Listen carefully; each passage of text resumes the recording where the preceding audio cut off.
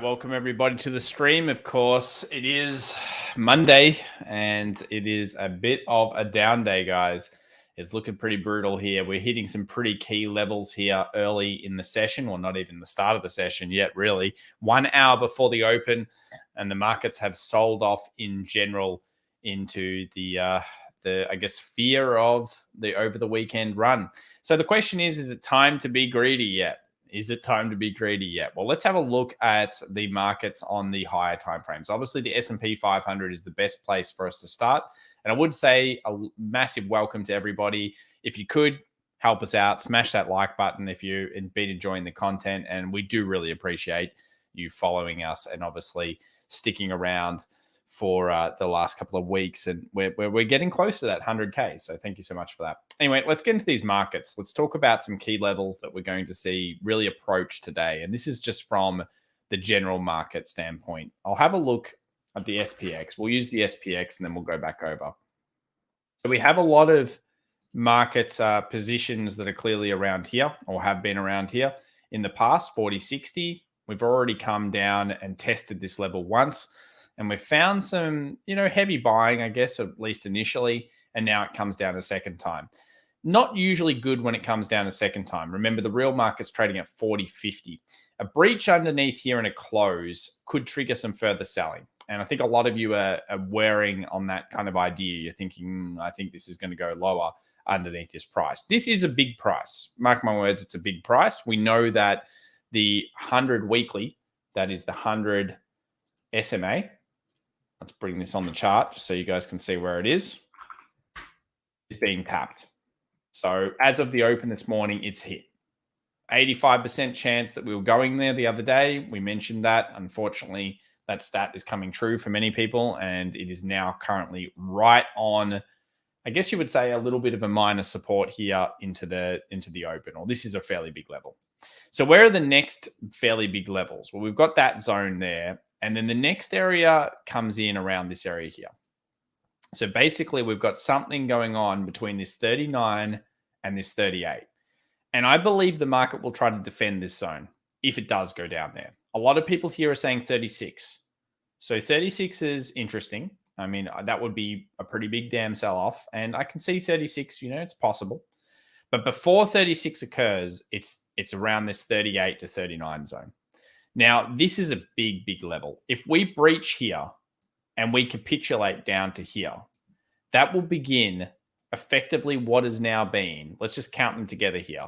1, new low, 2, new low, 3, new low, 4. So that is 4 consecutive sell-off weeks with a fifth that's just in the books. 4 weeks with a fifth that's in the books. There's usually only one more to go. So let's bring up those stats that I brought up on the weekend. Thanks very much for Gary to always showing these. So we can see here exceeding 4 weekly closes on the S&P 500. The average is 6 weeks down. It's rare, so it doesn't happen very often. And the average further down, that is after the 4, is 7.54%. with an average of 11.92% down. Now, we've already done the 11.92% down. Let's go back over here to the S&P 500. But if we're going to fall another few percentage points here, 6-7%, that brings us into 3,800, 3,900 territory, which is exactly why I'm kind of suspecting this zone. This is a big box. I understand it's a big box, but somewhere in here, I expect demand to come back in. Somewhere here, we expected some kind of buying pressure to come back in. It did, and then it rallied back down. So this is a key level, and this is the key level. Both of these are defended zones. If we look at the puts in the market right now, there's lots of puts. They're all floating all over this. I'll load up something in our private community. I'll show you one of the reports. Let me get you a report for this week. Together we can have a look at it. 1 second, guys. Maybe I'll get the report a little bit later. I'll have to grab it out. All right, here we go. So here's the report for this week in terms of options expiration currently sitting. Obviously taken for the robot. You can get this free from certain things like Yahoo as well. If you want to go and grab it from Yahoo options, search SPY, you'll see it. maxpain.com, you'll also see it. So we've got a lot sitting around the 410. We've got tons sitting at the 380 and a lot sitting at the 365, 360 underneath. There's also a lot of calls. 440, they're probably gone now. 420s, decent amount. So somewhere in here, if we do sell off, we kind of expect it to try to close the week above 410. We would probably try to see it do that. So let's say it got down here, it might try rallying back up. Whatever sell-off does occur here, that is falling knife grabbing, will be met by a huge amount of buying pressure. That is, the market will spike again. We won't even know when the market spikes again. Sorry, I'm flicking through all these charts here. We won't even know if the market spikes again, that it's over or not over. So if you consider it, it's going to do this type of thing. It's what the death rolls, the dead cat bounces. There will be sellers coming back in every time we go down. So if we go down, remember, there will be a seller that will try to meet that and try to short it off. So if we close underneath here, when it closes underneath here, there's probably going to be, depending on how the action appears around here today, some form of reselling that occurs here, reselling event. So these are the two levels that I have the most interest in. And I believe if we blow through this level, we enter this level here. So once we blow through this level, if that occurs, we enter the next zone, which becomes that 38 to 39. And these are the areas that I'm definitely looking at in the markets. And I think that we could see structure starting to form. Shinu Chaco says, we may see a rally this week if we see good CPI data. If that's the case, we can see a huge short squeeze possibly. That's correct. I'm not seeing the necessary negative signs here. We've always got to ask ourselves critically, what's changed? I'm pretty sure the 10 years just hit peak. So that is that the 10-year might go a little bit higher. So it might go a little bit higher, guys, and go past 3.2. We're in that range. It might blow off, but I can tell you with relative confidence that in this area here, it's the end for the 10-year. That is, the 10-year will turn around. There are certain indicators, which I teach in mentoring, etc., that are telling me that this market, the 10-year, is hit peak inflation. So somewhere here, I'm starting to look for weakness in the 10-year. And I would suggest you do that, because we have to ask ourselves, has anything changed? Obviously, we've got this threat of, what was it, Winners' Day, or I don't even know what it is, something like that. I don't really read the news. That's one thing. I see the markets as one coming down to two figures. Inflation, I believe that I've just seen a turn in this. Personally, I have an indicator that I believe in enough to think that it's going to turn. It's a pretty big call right now, but I do think it's going to turn in the next month. The other thing that I believe is that if China eliminate lockdowns, that is a hugely bullish thing to the markets. So if you believe that's going to happen, or if that does happen, consider that. That's a very big bullish thing. So that's certainly going to be there.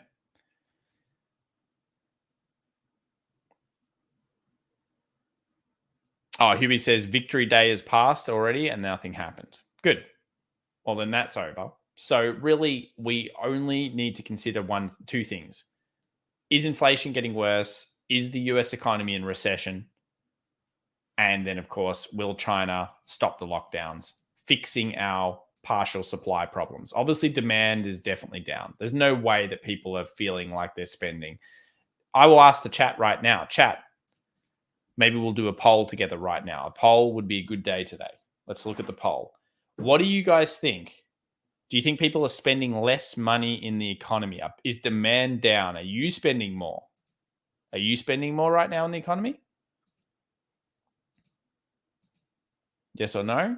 Wouldn't be bad to potentially know that answer. And what I'll do here is I'll bring up the poll that I popped in just before. Thank you very much for joining us, by the way. Really appreciate it. Let's move over here to the poll that I put up before, and let's see what everyone says.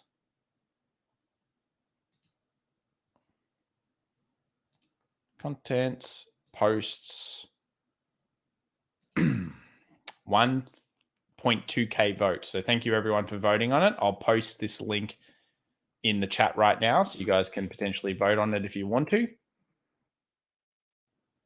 All right. So this is where are we right now in terms of people being fearful of the markets. So we've got here denial. My investments will come back. 47% of you have so far voted this way. Panic 24%, capitulation 13, anger 8, and depression 8.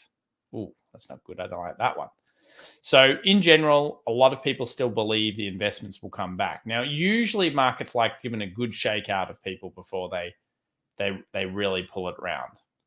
So this is a key level, no doubt. Key level reached here this morning on the low, 100 SMA, big level. We've talked about it before plenty of times. It's a defended zone of the market. The next defended zone, if we breach this area, is going to be around that 38. So we'll go back over to that other chart we had. There it is. This level here, 40.50, 40.40, that 100 SMA. The next level underneath here, somewhere between that 38 and 39 zone. That's where we're looking for those turnarounds. After that, could be brutal. So these are the two zones that I'm really, really focused in on. And I think that that's what most people in the markets are going to be looking at. So yes, these are the zones. And the spread of the idea has caused quite a lot of panic. Let's see what you guys are saying. $7.77, thank you very much. $4 super sticker for the coffee. Appreciate it. It says top of the morning to you, Tom. Always great to have you here, Sandollar. Thank you very much. Matthew Reba says, been short all year, so yeah. All right, well, Matthew, I want to ask you the question. Are you going to consider taking shorts out or are you going to keep shorting? Interesting. Gary says capitulation. Matthew says, I'm in denial. Paul says, I've got no money. Oh, that's not good, Paul. Unfortunate. And Andrew says, my kids are spending more. There we go. More, little change. Spent way less last month. Spent more this month so far. There we go. Less because I'm stacking cash. No, because I'm buying the dip. So quite a lot of difference of opinions there. Thank you very much, Sandollar. Always appreciate it.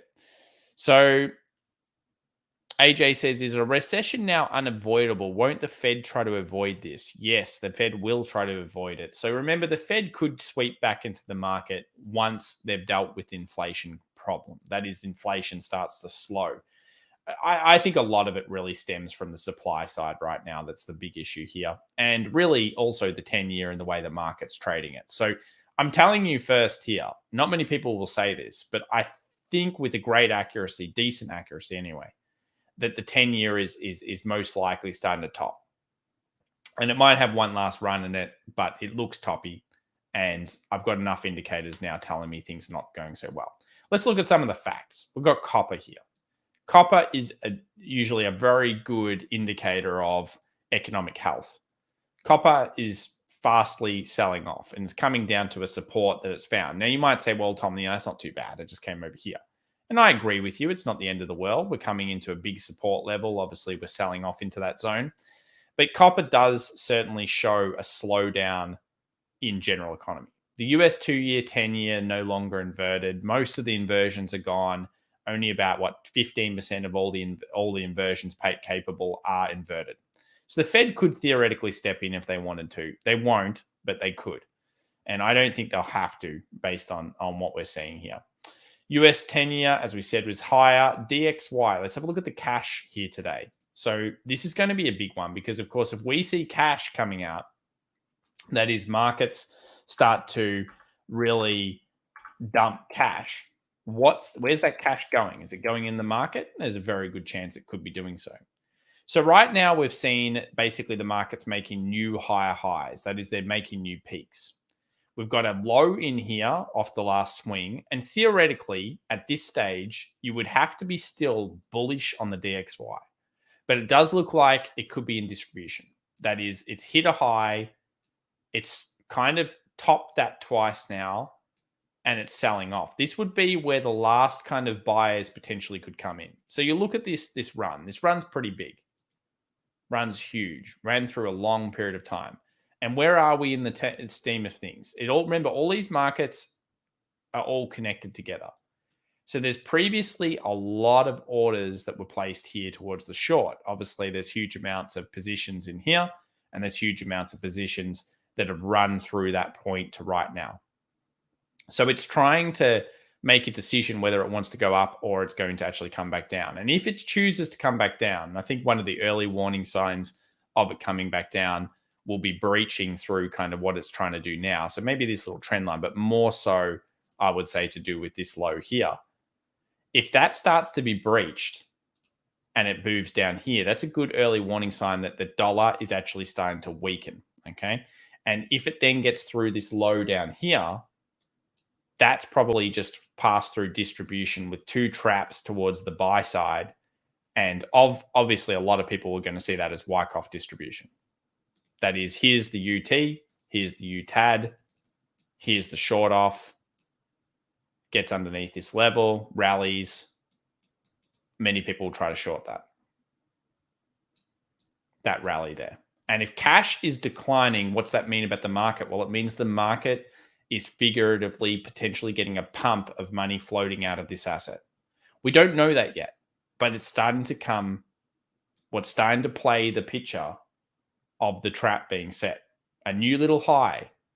Why is it makes a little randomly just higher than the last high and then sells off after making just higher than the last high and selling off? What's this doing? We've got to ask ourselves that question. Well, it doesn't look very good. It's not really showing us a huge amount of strength in the market, is it? Each time it makes a new little peak or new high here, it struggles. So yes, I do think that the DXY is starting to kind of top off. And you look at this in comparison to the last times it's come up.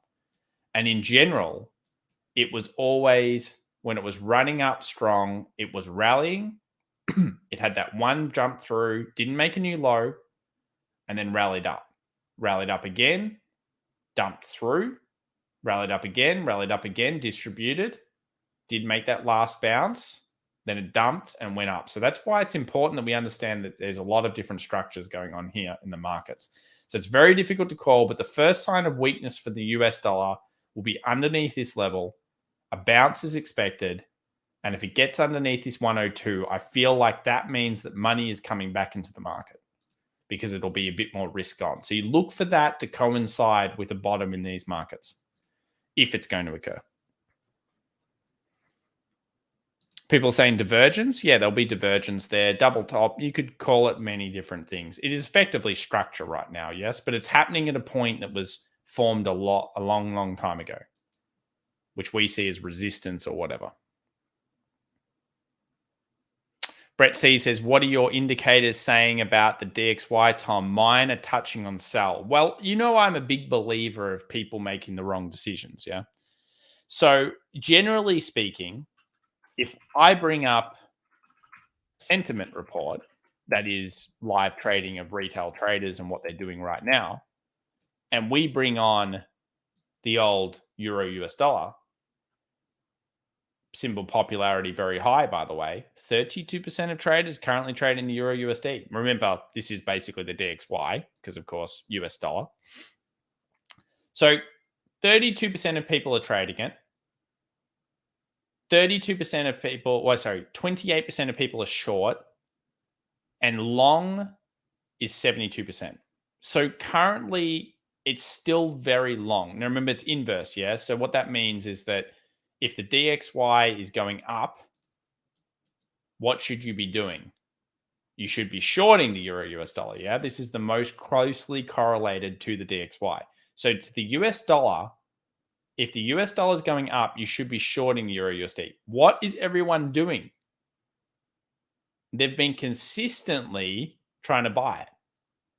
The pound, consistently trying to buy it. The US dollar again. Here we have the US dollar on this side. They've been consistently trying to sell it. So it's difficult to call tops because obviously they've been extracting a lot of money from people for a while. So that's very interesting. Very, very interesting.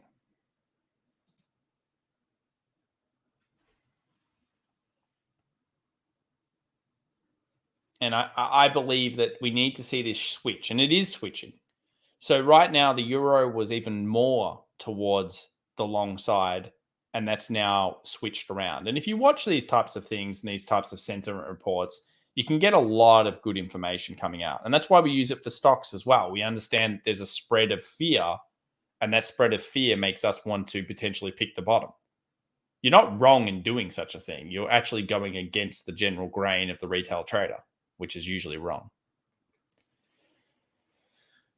So yeah, that's where we're sitting right now. I'm watching the DXY very closely and I'm coinciding this concept into the market itself because they are connected, just like bonds are connected. Now, people will look at bonds and they'll look at something like gov bonds, like or treasuries here, and they'll say, "Oh, Tom, it's horrible.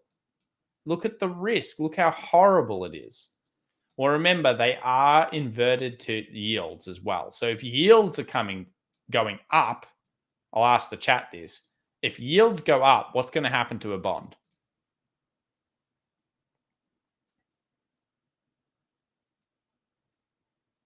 Doesn't sound good. Hopefully, Rivian down 17% pre-market. Ooh, nasty. So that's correct. If yield goes up, bonds will go down. So just looking at bonds alone, this is something I teach in the mentoring as well. Looking at bonds alone is not going to tell you much about the health of the market. People say, "Oh, see, the market should be coming down because bonds are coming down." Well, remember, very sensitive to yield. So there's a component there. But we are back, funnily enough, at 2018 bond price. Where is yield? Very similar. So yeah, that'll tell you something about the market. So a lot of things, are not necessarily absolutely horrific on the market. Obviously, prices are up. So let's have a look at the pre-market here leading in. I know you guys are mostly interested in this. I just thought I'd do a quick precursor. Some of the things I'm looking at: old copper running into the support. Big. I would like to see it bounce or hold that level. I would like to see DXY potentially weaken, showing us that money could be flowing out. And I'd also like to see the bonds start to switch, but more importantly, the US 10-year starting to drop. That would be a positive here. So pre-market, what's up, what's down? There's not much up. Buy on tech up 1%. Down, we're looking at Tesla down 3.6. We'll look at that soon. Shopify down another 3.8. Nasty. And a bunch of anything really to do with hyper stocks getting pretty much belted again. The typical thing of the day when we're seeing risk off in markets, at least early. So let's now go over to the old US 500 again, look at the futures market. And again, we consider that this is a big level. Notice it hits that previous low. It makes sense it's going to try to find the buyers here. People are going to try to demand this. A breach, remember, we are already down from where we were. So we've done a good job getting back down to this level. If we then go underneath here again, watch out, guys. Watch out, okay? I warn everyone, it's going to be a bit terrifying if we get underneath here.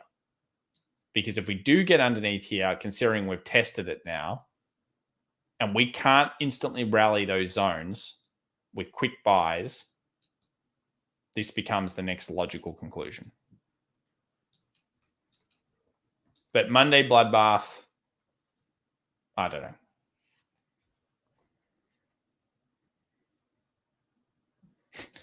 Oh, nice. Matt says, J Powers left the chat. There will be no soft landing. Exactly, unfortunately. Thank you to the 1,000 people we've got here. Really appreciate it, guys. Smash that like button if you do enjoy the content. We'll go through some stocks now. Let's take a look at some stocks. Go through Tesla first. I don't know why there's notes here for Tesla. Let's get rid of that. So 3.56% down for the old Tesla. 834 puts us on underneath and around this kind of previous support zone. Now, do I like this? Tesla, I would probably just buy Tesla more based on the market. I'd be watching S&P. If I thought S&P was hitting a support and I liked it and I saw the turnaround, that's when you go into your stocks. At times like this, trying to pick the stock bottom is not really the right play. I'll just warn you of that, everyone. It's more about trying to pick the actual market bottoms. That is the Dow, the Nasdaq, and the S&P. And once you see them bottoming out, you can then get into the stocks. I've never found that to be a poor idea, okay? To always just focus in on the most important sector, which in this case is more likely the index. And when the index does the switch, you can then go and buy your favorite stock or whatever you want, because obviously everything will rise with that figuratively. Most things will. So if I'm looking at this on the day, it's just basically opening up around that previous support. Does that help us? Not really. If it busts underneath here, you can pretty much tell the next level. it's going to go down to that 767, where you've got a lot of indecision previously. You've got a lot of kind of big bodies sitting around these zones. And that level there, that 760, for whatever reason, is a pretty big zone. There might be some buying that comes through at 800 just because that was previously bought. I feel like that 760 is the big area here for the Tesla. That's a huge amount of demand will come through that area.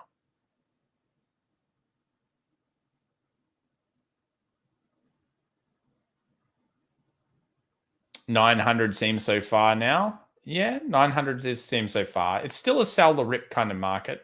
So obviously any rips will be still met by, you would think, sell demand. Very choppy chart at the moment. Look at the daily. It's kind of chop-tastic. Hits every moving average under the sun and then shorts off all the ribbon. So that's pretty much a ribbon of a whole bunch of moving averages. It's got the false breakout, which obviously was led by Elon Musk selling. And in general, Tesla has struggled to hold green candles. It just keeps holding reds. Let's move over to crypto just for a second here. Bitcoin's putting the pressure on the last low. Now, if I was looking at this, I've already drawn it up for everybody. That's the kind of level I could see crypto going to next. So unless the market does rally, where's crypto going? Seems logical, yeah? Just underneath 30,000 seems like the next level for it to test up.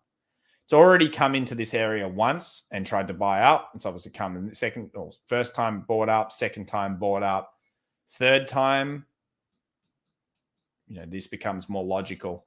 So unfortunately, the crypto market, very difficult to buy here today. I would say that is catching the falling knife. It just doesn't look very strong. Looks horrible, frankly. It's testing that previous low out, sure, but more likely it's trying to get back down into these zones here.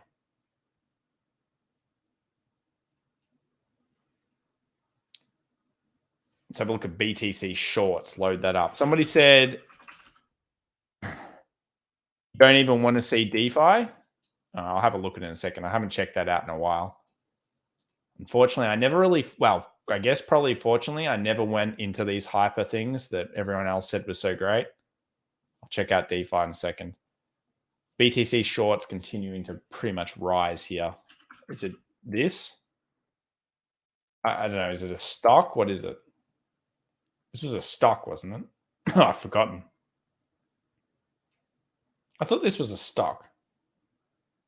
Why is it on this market? Oh. Yeah, that's not good. Market closed 12% up at $1.16. Ouchie.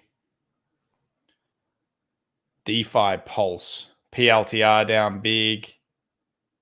Dieska says BTC and ETH is a huge bearish flag.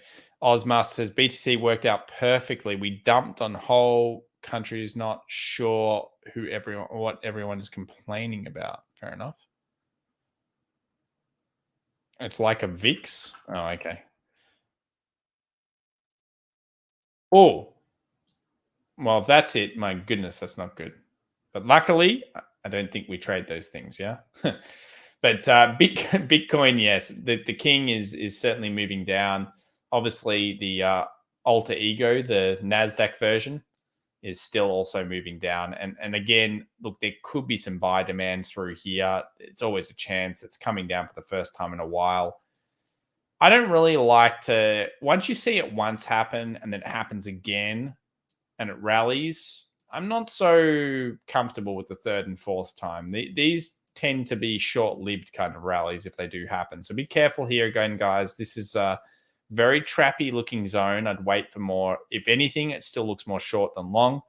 The level that you'd be focused in on in the future, though, would certainly be in here. This kind of just under 2,000, especially that 1780. I think anything in here is pretty big. This is where you'd be looking for structure build-up around that area there.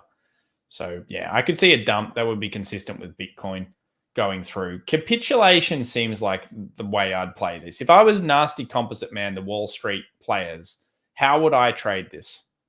If I wanted to get some maximum pain extraction from people, this is what I would do.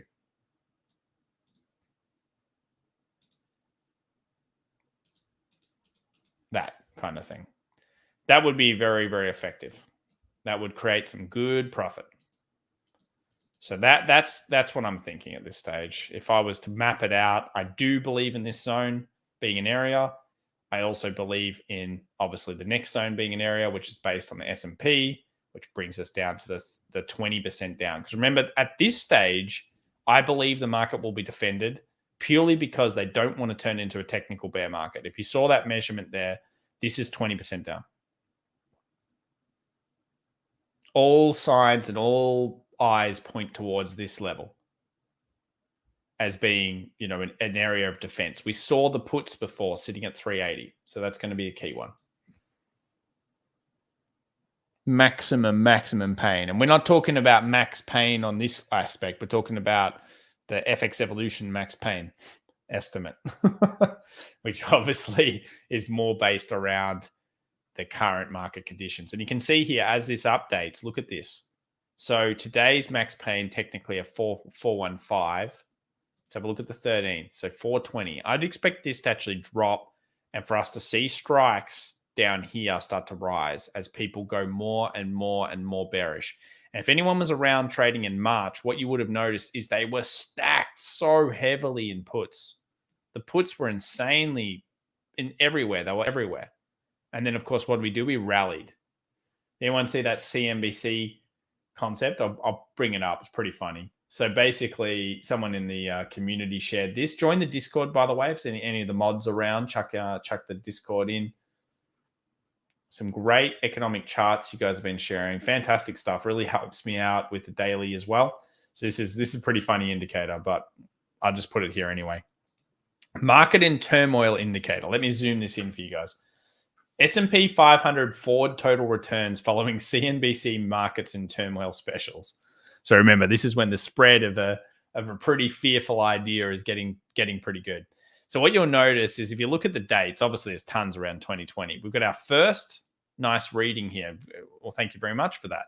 So back in 2010, they ran it for a few days. You can see here they ran it for a bit of a period of time, a few days in a row. All were in turmoil. That was obviously the end of the capitulation. And then there was one more time and then it was over. And the rest of the time it was all good.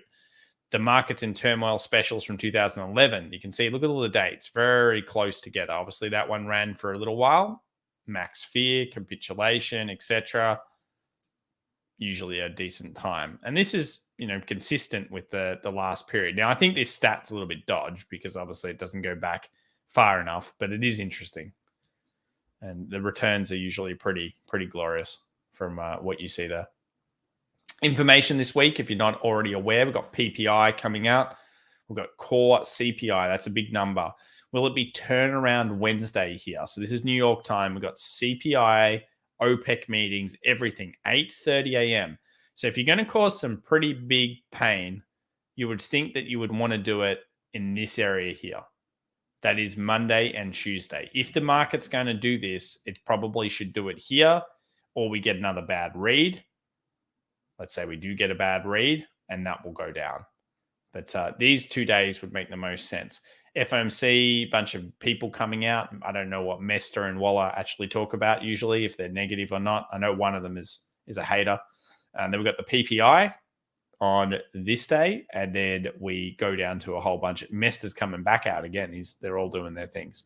So obviously bond auctions as well, all sorts of things going on in the markets, 30-year bonds for the yen, 10-year bonds for the US, whatever. It's not usually a big thing, but it's still big.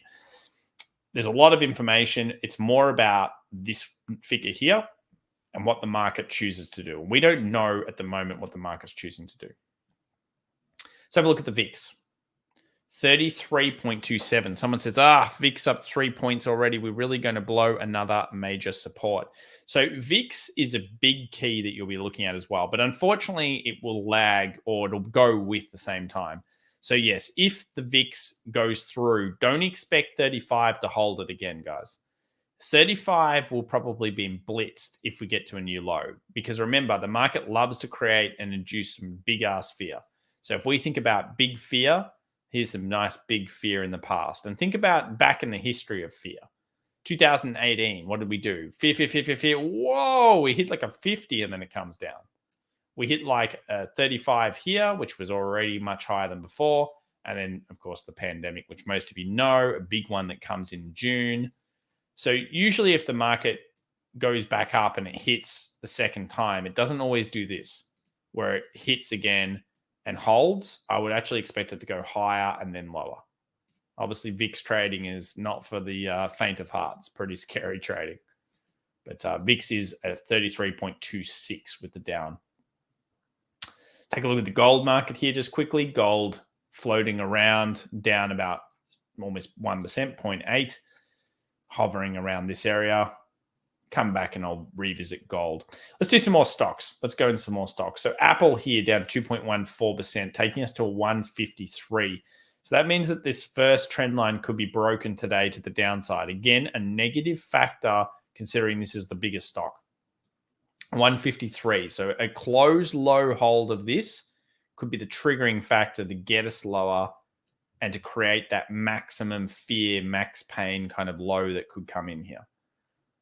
I'm not that negative on the market not rallying again. And the more we're around 38, 39, if that does occur in the S&P, I just feel like there's a rally there. What do you guys think? Let's ask the chat. What do you guys think?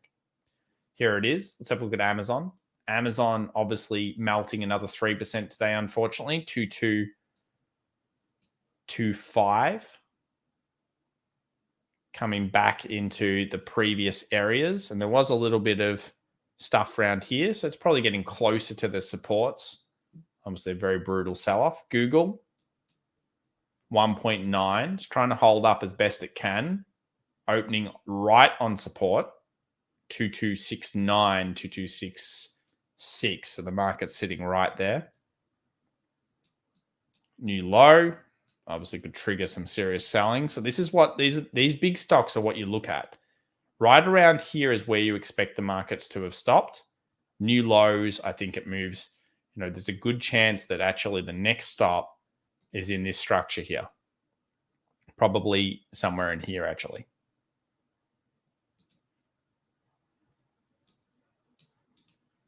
Somewhere in that 2030. So that's going to push. If that does happen, you're talking about another 10% down in Google, which would be consistent with everything we're talking about. 6% on S&P.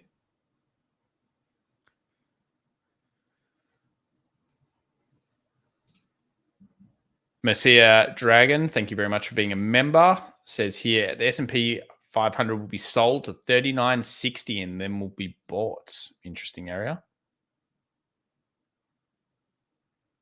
Doomy and gloomy market. Yeah, but I think in these times you want to look at the market as opportunity, and obviously everyone's doom and gloom. The more doom and gloom, the more you probably want to reverse your sentiment on that type of thing. Obviously, if you can see between the lines and notice, as I mentioned before, we are looking at certain things like DXY, copper, US 10-year, other VIX, all these other indicators to show us something happening, a flow. And look, it will be partially delayed, but at least it will give us confidence in what we're doing.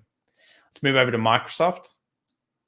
Microsoft here coming into a key level, obviously opening up down here 2% theoretically.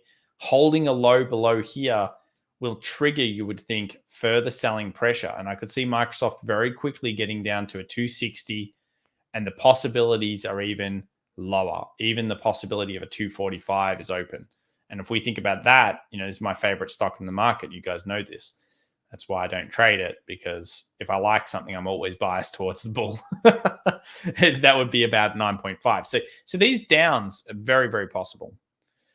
Oh, we've got a couple of super chats. Sorry, guys. I'll just quickly grab those. Mr. Keithy, $5. Can you check out Westpac on the ASX? Sure. Interesting stock choice. Obviously not an American stock, guys, but bear with us. It is a finance stock. So you'll notice I already have a little bit of analysis here. Now, Westpac's an interesting one because if you look at it on the chart, you think, well, what the hell? Is this thing actually going up? Yes, it is. So earnings obviously has allowed it to go through. This stock is very, very cheap in comparison to the other Australian big four banks. And when I say it's cheap, is it's valued at a lower PE ratio. So any good earnings is good news for this because everyone hates the stock traditionally. Look, it looks pretty good. I mean, basically, it's trying to bounce through here. You can see I've got a longer term downtrend. And so far, it's played the normal game that you would expect, which is decline, new low, maximum pain, rally, dumps down into this area, resistance becomes support, or supply, demand, whatever you want to call it. And then it's rallied back up, made a new low, trapped people into a short here before earnings. That didn't happen, and now it's rallied. So breach here, and as it breaches through, that's the kind of thing I'm looking for. And yes, I do have this on the chart. You can see here. I already looking at this level, and I've been, obviously placing and thinking about this for a little while. Dividend, it will come though, so just remember that dividend will knock out of this, Mr. Keithy. Thank you very much. Razor wire laser beams. It's an interesting name there, sir. $5. Thank you very much. Looking for an entry for a multi-year hold on Nvidia. Support at 160. Cheers to the doc. Okay, doc. Cheers, doc. Nvidia 0.9%. 3.39 today. So another semiconductor bad day for it. 180.55. So look, finding the support here, certainly a last kind of demand. Interesting zone. I would have thought anything in here was pretty interesting. 160, you say. Will it hit 160?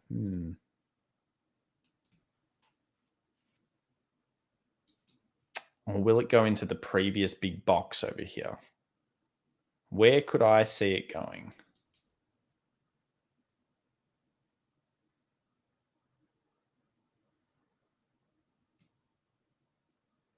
$173. Yeah, I think that's probably fair. Probably pretty fair based on the analysis that I can see here. About 160 with, I would also be, quite a lot looking at that level there as well, but that would need a lot of capitulation. So it's going to open at the 180 sup today. You can see that level here, big zone. This level a little bit. This level certainly resistance, and obviously long leg doji indecision. There'll be something there. And the next level will be here. So these are the two levels that I see on this chart, Razor. Good company. Obviously, I like it a lot. Is high, is big value, earnings coming up. So if the one thing about earnings is I would look back and just see what happened during the last crypto winners. There's got to be less demand for the graphics cards because of obviously crypto going down. So just have a look at the 2018 period for that. I would probably go check it out. But thank you very much for the donation. Kevin says, funny how the market has been rolling over like a recession is inevitable while Toronto real estate is still going in the opposite direction. Same in Australia. It's just started dropping here a little bit now in some states. You got to remember, real estate people don't know what the 10-year is. They don't know what the 2-year is. They don't even know anything until the interest rate makes it like this. If you disagree with me, I don't rank them on the high end scale of really top end traders and investors. It's not that you don't make great money in real estate. I think you do. I love real estate. Great. It's glorious. Don't get me wrong. It's pretty much a Ponzi here in Australia. Don't worry about that.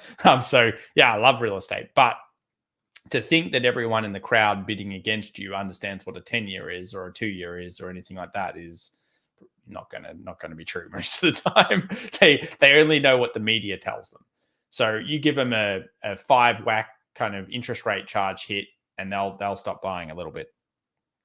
Very susceptible they are to that. Jeff says, can easily buy graphics cards now. And Hodl says, crypto miners are already under contract for chips for years to come. Well, there you go.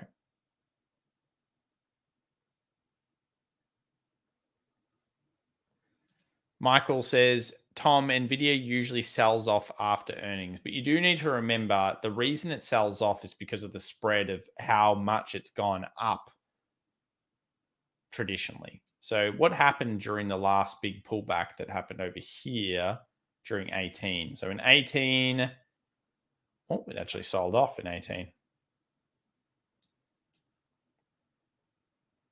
Yeah, I guess you'd be fair. You'd be fair on saying that. There's one little gain, but, dropped it right after. Dropped it. Gain, but did drop it after. Dropped it. Dropped it. Is that like 100% strike? No, gain. Gain, sir. But that was during the mental time when it broke out of a mass distribution range. Some gains here recently. But yes, you would say that it mostly doesn't seem to like earnings. That would be fair. Flawless Detail says, can you have a look at Shop? Absolutely. Edwin says it was a Ponzi here, Tom, in 2005 to 2007. I think it's what you meant to mean in America. Don't worry about that. It's all about the Australian market. You believe the Ponzi over there was big and obviously led to a crash, but over here, it's an understood thing that you go to a barbecue and people will only talk about two things: sports, which is cool. By the way, Miami F1 was pretty okay, though that track, not sure if it was the best track. And then the next thing they'll talk about is housing and not much else. They talk about housing all the time. Oh my God. What do you think's going to happen next? Let's talk about something else, guys. No, we got to talk about housing. So Shop's got to be coming close to the capitulation end, guys. I mean, this thing's in brutal sell-off. I mean, it's just an absolute crap show here. I would say somewhere around in here. There's a lot of buying that previously was here. If I was to guess, it's a massive guess, right in that area, about 300 to 310. So I could see it going lower, unfortunately. Let's have a look over here. 350. Geez. Oh. Do I like it right there? Geez, it's really close. It's really close. But yeah, in here makes a lot of sense. This little range. That's where I'd be looking for, a big change of structure somewhere in here. That area. It's fallen like a rock. I mean, I'm scared almost to put this on a chart and show you guys how much it's come off. Let me give you the percentage.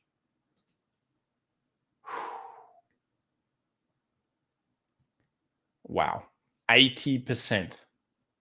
And it's not even a crap stock.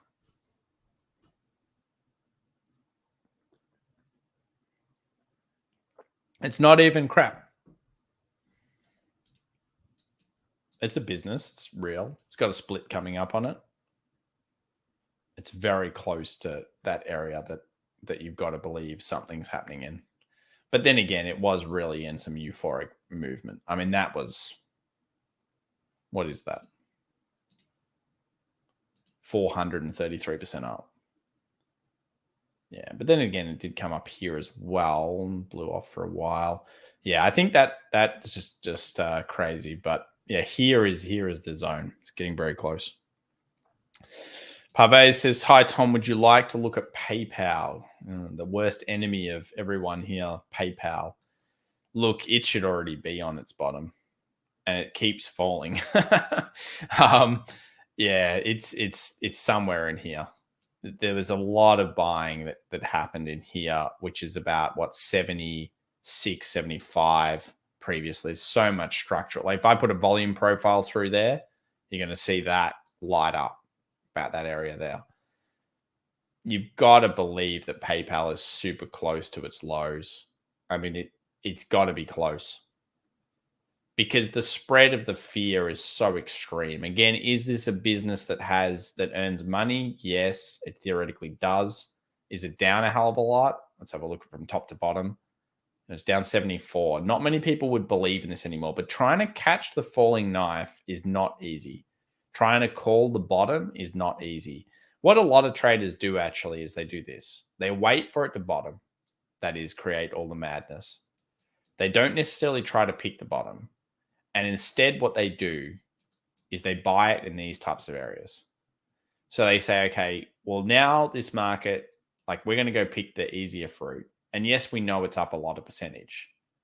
But when it breaches this in the future, where's the next logical conclusion? So there's still a lot of money on the table to be had in the future. And I'll give you just some examples here from Australia, just so you can see some examples of horror shows and trying to pick the bottom. So this is AGL. It's a utilities company. You'd think, well, how can a utilities company be so bad? One of the biggest, if not the biggest in Australia. Look at this. It's a horror show, guys. I mean, it fell during the big bull market, 2020. It just kept falling and falling and falling and falling. And then all of a sudden, it started accumulating. There was a huge amount of transactions that went through here. Notice the weird volume, big volume. Then there's a fund that transferred to each other. Wouldn't you like to be on the board that transferred all those big orders to the other person? I mean, whoever bought this and whoever sold this got absolutely destroyed, especially the sold person. And then it rallies. And again, what most people will do is they'll think, oh, I want to pick it up here. This area here becomes pretty good. And there's some great gains to be had. Remember, there's still 20, 30% here. How much is this? This is a utilities company. 30.76. Give you another one. Again, an Australian company, just because I know they're here. Monster drop, monster rally, monster drop, downward trend. Downward trend is broken. Some rally opportunity. Definitely opportunity all the way through here into this area. And then obviously you can probably imagine what I think of it now. Just some examples there. NVIDIA, we looked at that before, Bensound. Thank you very much to the 1,200 people joining us. Let's have a look around the markets here. We've got 7 minutes till the open. We'll load up the pre-market. Look at these monster moves. Coinbase. Whoa. Whew. My God. I didn't know Coinbase was so low. Haven't looked at it in a while. Ouch. 95.95.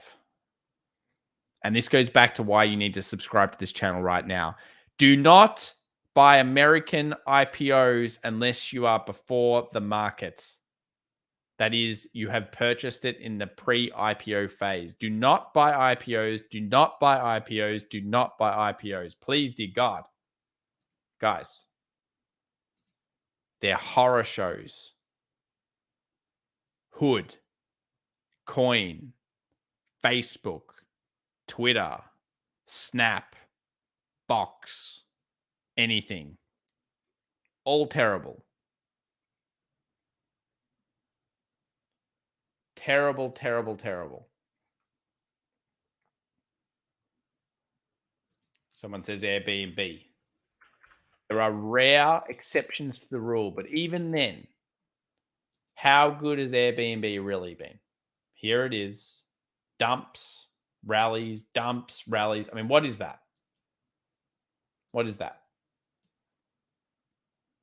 Looks like a market trying to figure out fair value because it comes in super hot. By the way, yes, Airbnb theoretically around support. Theoretically. Though I could see it tap that low again. Again, if the rest of the market drops, expect Airbnb to go through. Airbnb will do what the market tells it to do. The only thing that you need to watch right now is the US 500 and the damn Nasdaq. And you need to know that today they technically entered big levels in the morning session. That is the last low, demanding zone. And if that gets breached and closed against, we move into 38, 39 territory. Don't worry about 4K. I'm not convinced 4K does anything.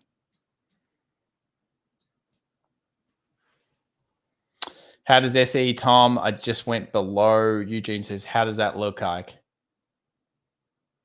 Kevin says Visa IPO. It was a long time ago. Wasn't Pelosi on that? I swear. If I was American, I would be so infuriated by the insider trading going on. And I'm not going to get any political, but it would piss me off. Let's just say that. SE. I think it's crap. I also think that what do you guys think about people having to disclose so late? Do you think that's bad? Do you think people should have to disclose earlier? Here in Australia, we have to disclose really fast. I think that would make for a better market if they forced disclosures to happen earlier. At the moment, it seems like it's like little secretism, and then, oh, hey guys, I just bought this, but I was telling you something different 2 weeks ago. Eli says IPOs were good in the late 90s and early 2000s. Agreed. Well, the IPO deal is mostly towards tech. And obviously, it's all got to do with the valuations coming in because the hype train.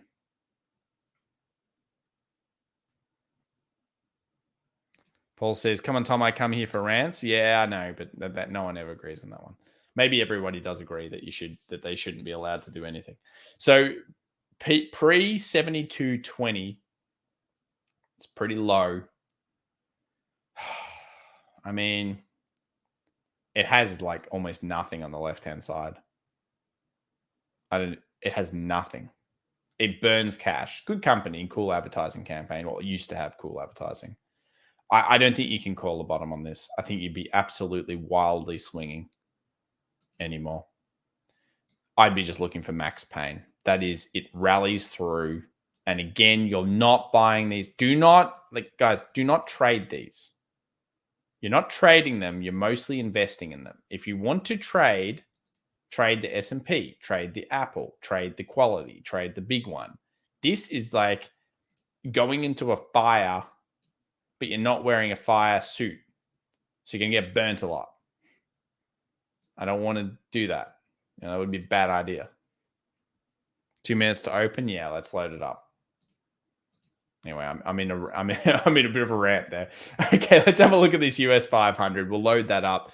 Here is our big major kind of supporty zone for the day. Let's load up a resistance here for everybody. Look at the 15-minute charts. Check out our resistance. Okay, so we previously dumped here. So we're actually hitting a resistance early. Only a very small minor one. Yes, I think that's a small minor resistance. So I'm going to open up around that one there.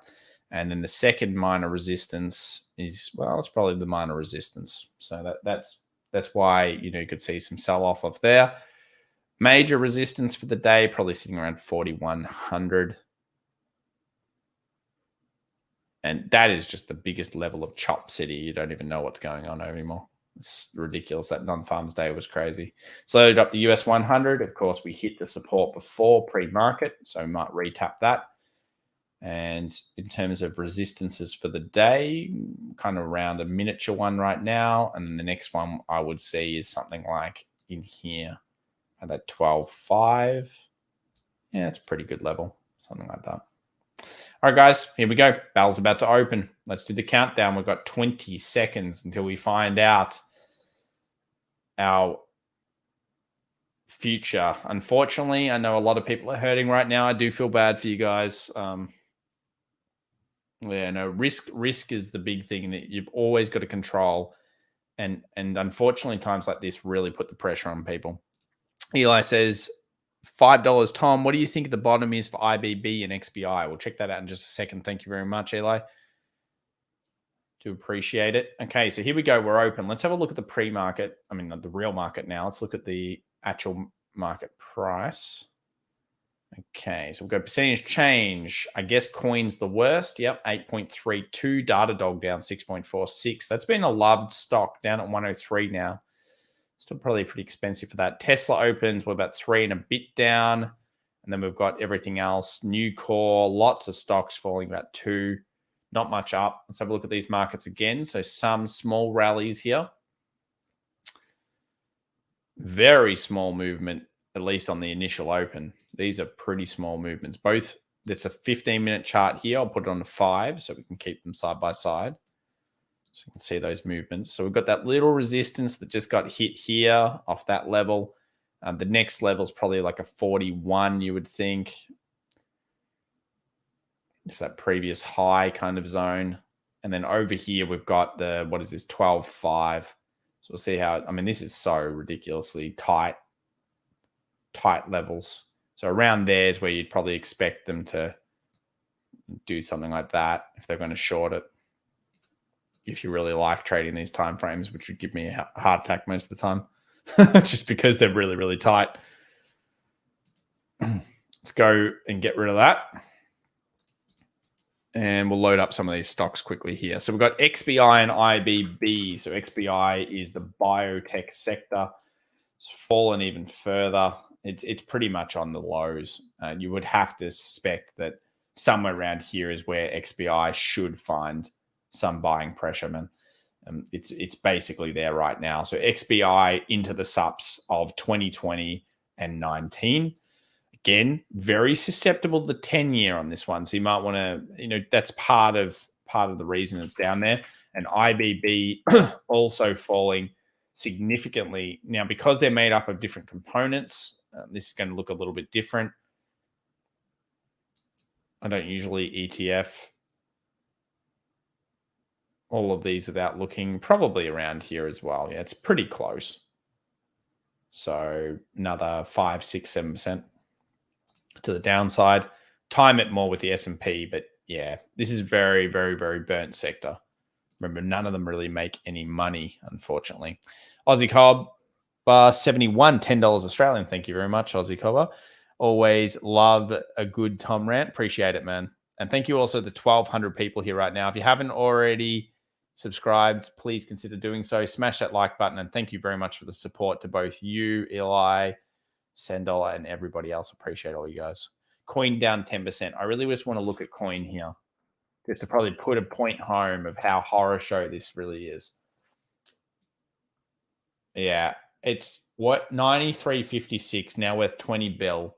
It's wiped from the start 430 down a lot. And I'm kind of glad I never really got in heavy on pushing this or anything like that. Like, obviously I don't anyway on stocks, but yeah, this is, I don't know. It just probably shows again why it's so hard to really invest in some of these particular stocks that have no earnings or have very low kind of profits and huge PE ratios and etc. I mean, Hood, the competition is just too fierce. Hood reminds me of all those DoorDash, Ubers, those kind of things. Like, if you think about it, DoorDash and Uber and all of those types of companies are really the same kind of thing to me. Not making much cash, all about scale and trying to take over the world. And then someone else comes up and takes them over and it all becomes really sideways. Scroll through the stocks here. Square down 4.5, 91.88, giving back a little bit of it's still not on the low that it was the other day, but it's damn well close. Apple here, just testing out that SUP. Nothing much to see there. Amazon finding random initial buy. Google holding as best it can around this SUP. Again, a big level here for it. What else is down? Anything down heavy? PLTR down 18. Oh my God.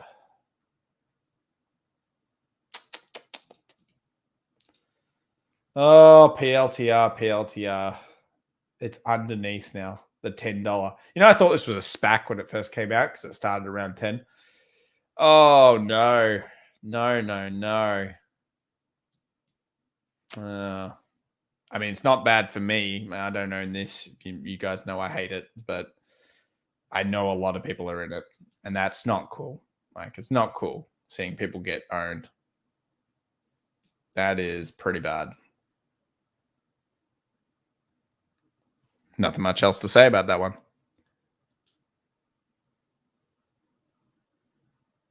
A2 Milk, yeah, that's true. That's another one that was pretty bad there for a while, wasn't it?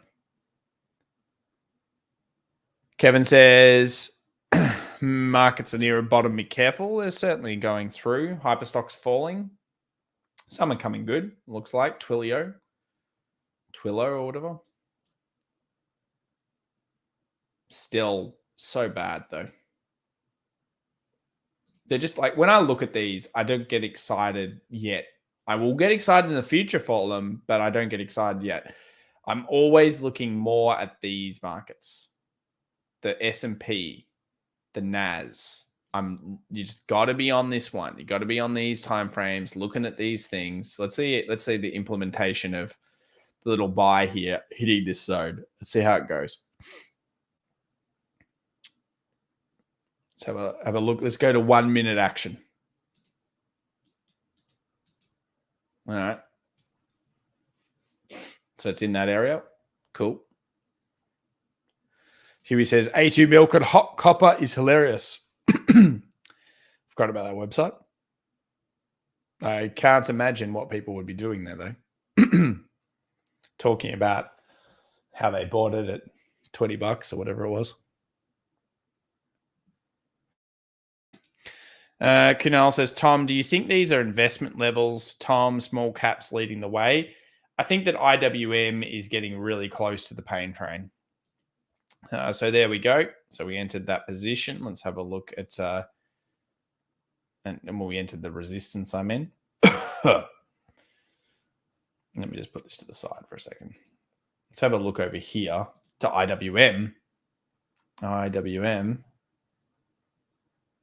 And we'll load that up to the current price. And I'll just load it up on the daily here. Why is that? Oh, I need a weekly. 1 second. Okay. So the thing is, we're getting very close to these bottoms. So you got the 200 weekly sitting just around 176. You've got the resistances. You would think that in this nightmare kind of situation that somewhere around here you would find buyers. You would think.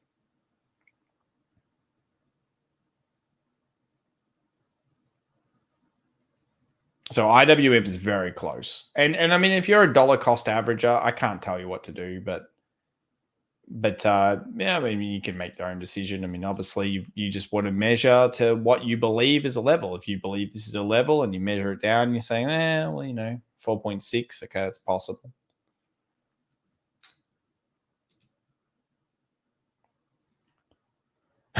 That's right, Paul. Retail is the hour of power. Real markets 2 hours from close. That is true. Macintosh Plus says, well, this is my first crash and it's both scary and exciting. Yes. Yeah. Well, even not many of us have gone through a lot of them. I mean, even myself. So this is where you expect to see whether the market. Now, you got to be careful here with scalping. Yeah. So just remember, if you have like a little resistance that you see, you don't just sell it. What you want to see is structural change before you get into the sell. Always do that, guys. If you just sell a level, you're going to get owned a lot. It's the hour of power. So it's gone through that. So the next zone that you expect it to stop at, if it doesn't just structurally change here, somewhere in here. Actually, wait a second. Yeah, probably somewhere in there. You need structural change alongside the market. Otherwise, when you try to sell levels, even if you're on the 1 minute or whatever, you need to see it. Otherwise, you just sell random levels. So like right now, what you'd be looking for if this is what you were trying to do, you'd be basically saying, okay, bang, bang, bang, underneath, maybe that will trigger you. Just an example. Oh, Matthew Perry, my first bearish market and my portfolio is down 90%. Oh, well, hopefully if it's your first bearish, you don't have your huge earnings yet. So in the future, you're going to make more money. And then next time you won't be down 90%.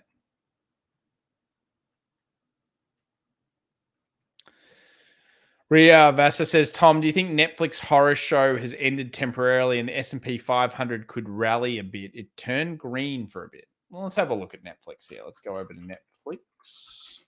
Oops, what am I doing? Typing in Netflix. So Netflix, the problem with this one is it's kind of facing the same issues as Hood faced.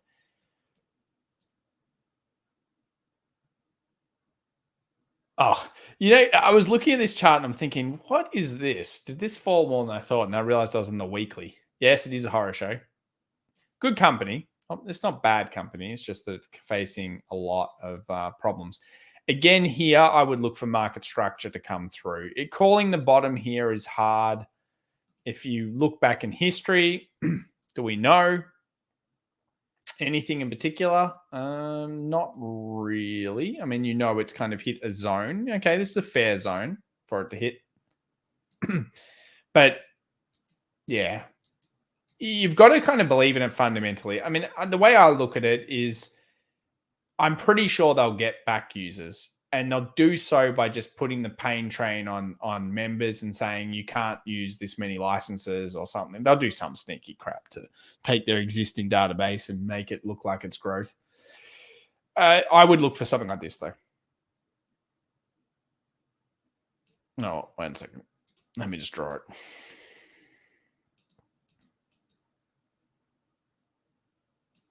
Something like that. And then maybe this, and then that. And if you get a setup like that, then yeah, you can tick it.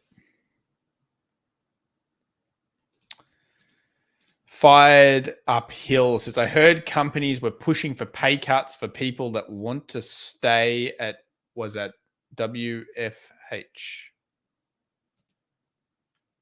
Is that Wells Fargo?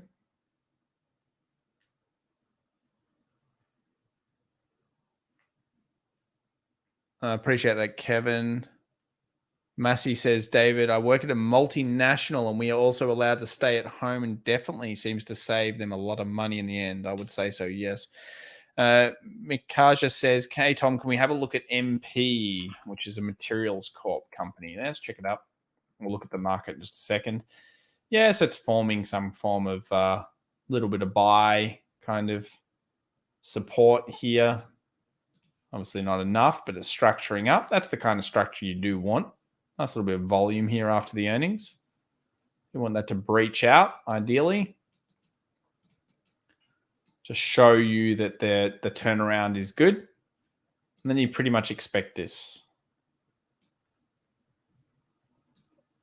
And that would actually be a tick. So that would be nice. At this stage, looks to have found something. I wouldn't go past it from that point in terms of we don't know anything else. So let's have a look at the 5 minute here and check it out. We'll go down to the 1 minute actually. Okay, so we're still struggling around this area. It looks like a whole bunch of rando 1 minute candles. Doesn't like it.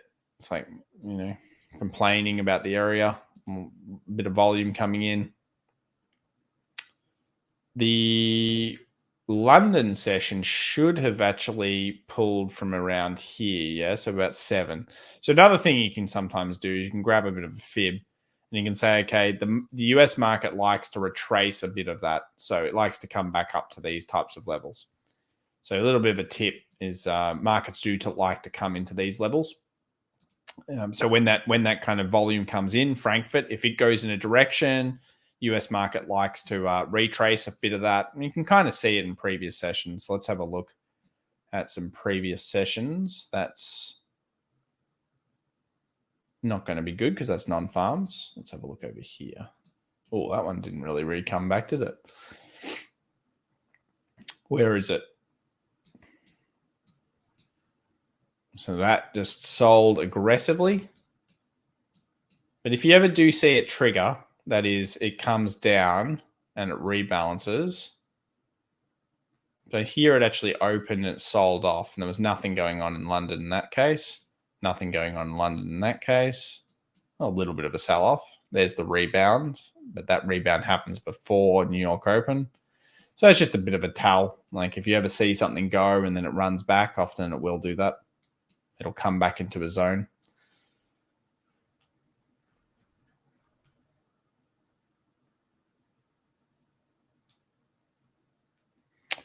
Hey, Tom, any thoughts on the uranium sector? Looks topped out. Let's have a look. URNM. Go to the daily here for a second. Oh, I got no opinion on that.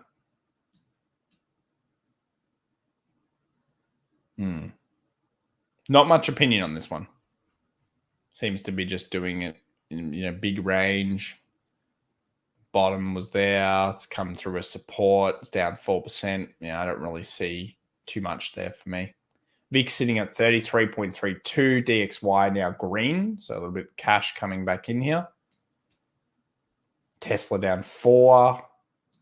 Nasdaq is now down 1.37. Let's go back on that 1 minute here just for the first 15. So we've seen the 15 close. Let's have a look at the 15 minute. 15 minute close is just underneath that little line we drew before. 1 minute super patchy.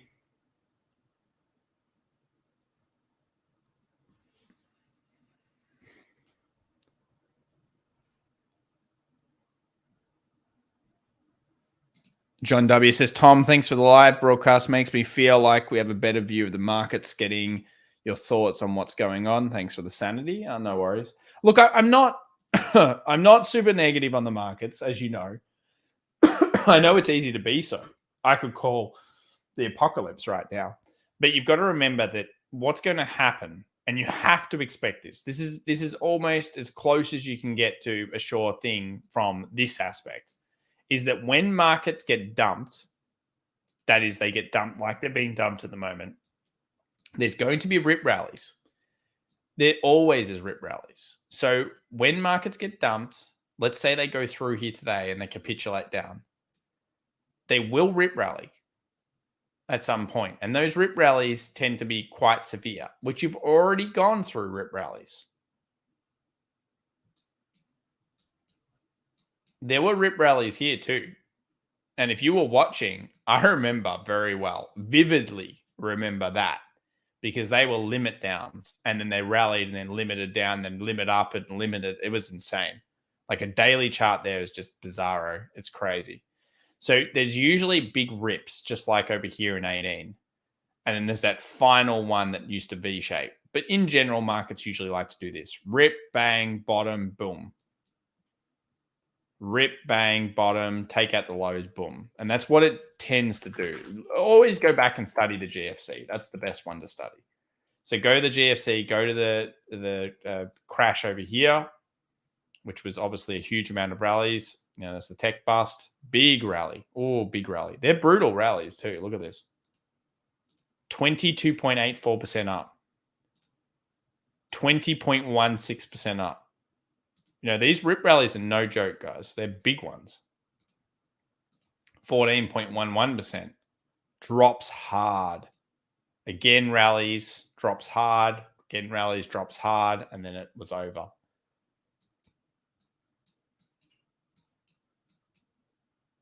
Did we just make a new low? Oh, we did. Okay. So our little crappy 1 minute held up, eh?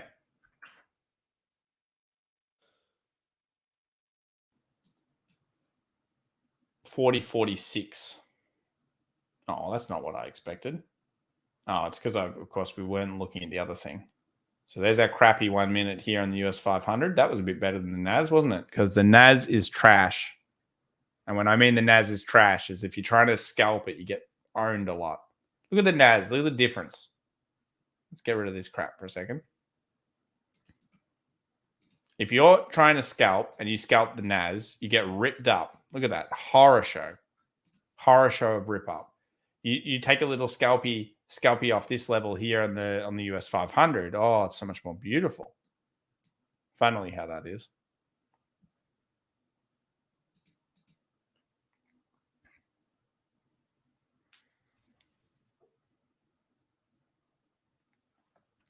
Shinu says, oh, you're not in Disney? Fair enough. Disney is, yeah, it's one of those relationships. So can you guys kind of appreciate why now, when we compare side by side the 2 1 minute charts, that if you trade the NAS, you will get ripped a lot more than the S&P? Do you see?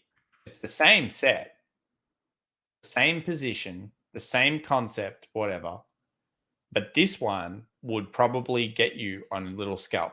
This one is picture perfect. Therefore, we hate this one. If you're trying to be a scalper.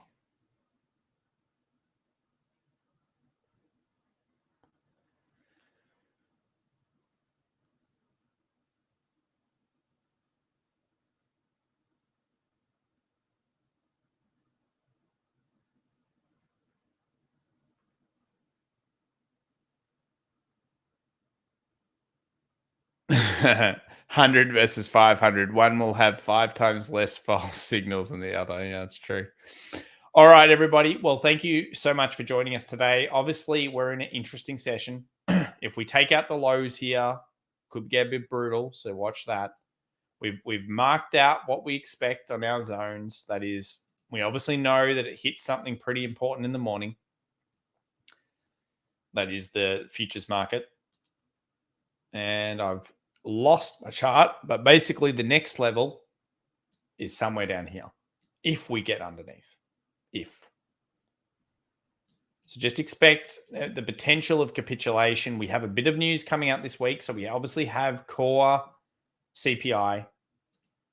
We have everything else. If you're interested in our private streams, obviously we do private streams for the open about an hour early. You can join a 7-day free trial, fxevolution.com. I don't really push it too much more than that. It's a whole bunch of extra things we do. And come and join us over on Twitter as well. If you haven't already, come join us over on Twitter. I do appreciate that. I will post a bit more on there. I've been a bit slack this week, Unfortunately, I've been working on a few other things because the market's so crazy. But yeah, look, thank you so much for joining us. Really appreciate the subs, guys. It's been a phenomenal, journey here on YouTube. And we're starting to approach in more and more and more into that opportunity to get towards 100, which was a bit of a lifelong dream for me. And I'm sure for many out there. It's an amazing thing that you guys even pay attention to us and come in and view everything. So thank you so much. Really appreciate it. Much love to everyone around the world. I do wish you the best in the trading sessions moving forward. And obviously, if you take something out of this and you learn something, then that's awesome as well. Catch you for now. Bye. And good luck.